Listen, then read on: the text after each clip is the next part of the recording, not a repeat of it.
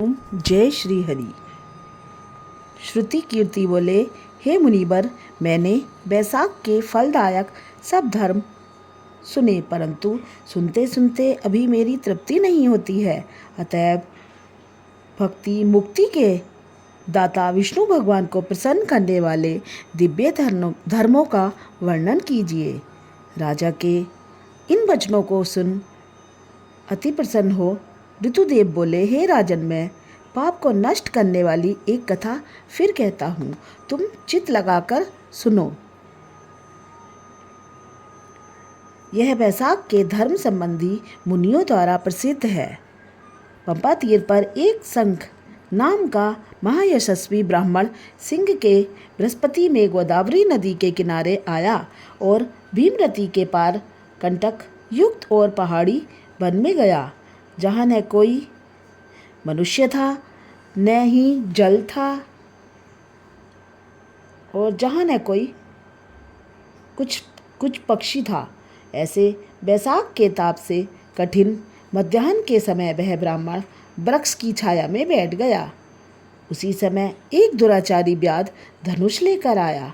उसने सूर्य के समान चमकते हुए कुंडल पहने हुए ब्राह्मण को देखकर बांध लिया और उसके कुंडल, जूते, छत्र, रुद्राक्ष की माला, कमंडल सब छीन लिया और फिर छोड़ दिया। तब वह ब्राह्मण उस दुष्ट से छूटकर नंगे पग धूप में जलती हुई रेती में चलने लगा, जहाँ पीने को जल तक नहीं था।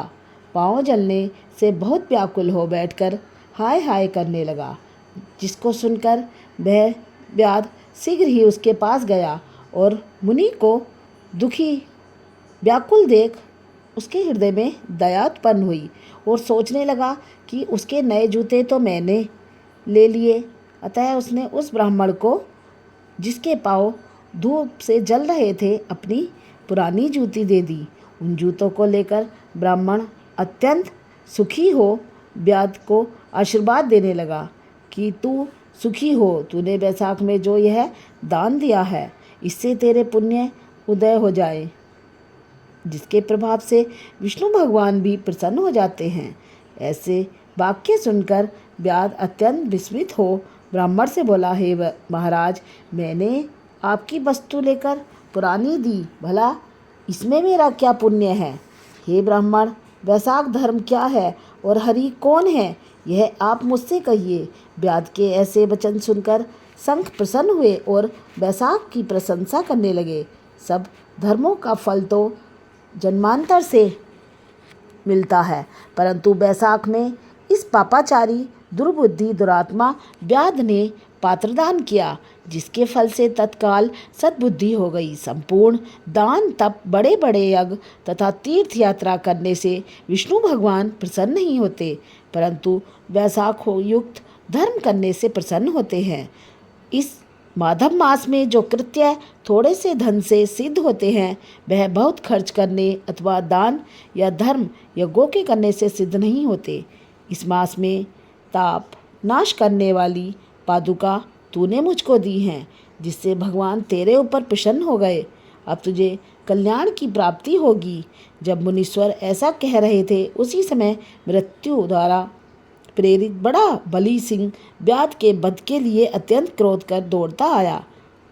बीच में देवयुग से देव कल्पित हाथी को देखकर पहले उसको मारने का महान उद्योग करने लगा।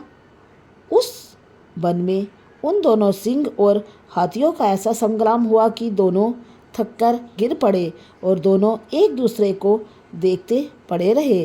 और इधर जो कथा मुनीश्वर ने व्याध की सुनाई, देवयोग से उन दोनों ने भी वही कथा सुन ली, जिसके सुनने से इनके शरीर निर्मल हो गए।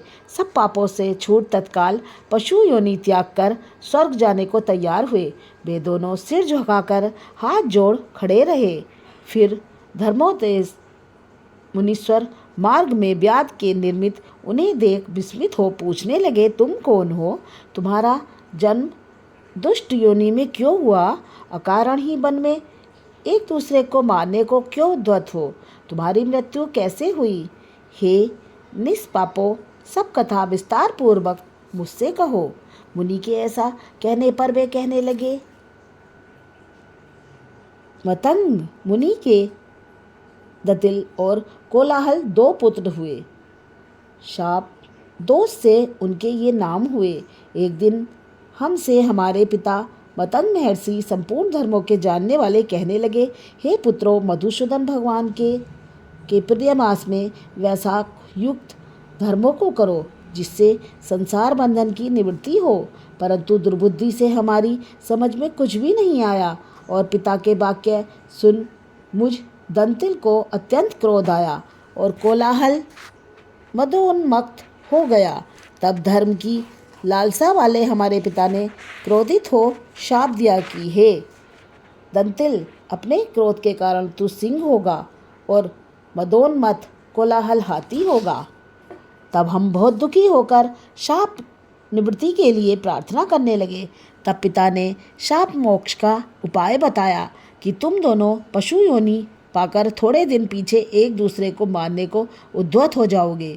उसी समय व्याध और शंख के वैशाख धर्म विषयक संवाद दैवयोग से तुम्हारे कानों में जाएगा। तब तत्क्षण तुम्हारी मुक्ति हो जाएगी और साप से छूट तुम पूर्ण रूप धारण कर मेरे पास निवास करोगे।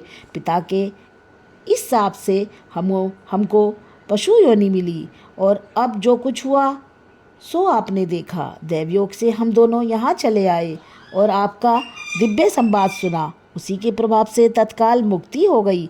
यह कथा कह दोनों ने मुनीश्वर को नमस्कार कर मुझसे आज्ञा मांग अपने पिता के पास चले गए। सो सब कथा दयानिधि मुनि ने व्याध को सुनाई। देखो वैशाख का कैसा महत्य है। जब मुनि ने इस प्रकार का कहा तब व्याध अपने शस्त्र फेंक कृपालु निष्प्रय प्रबल बुद्धि ऋषि से कहने लगा। ओम वैशाख मास माहात्म्य अध्याय 17 समाप्त। जय श्री हरि।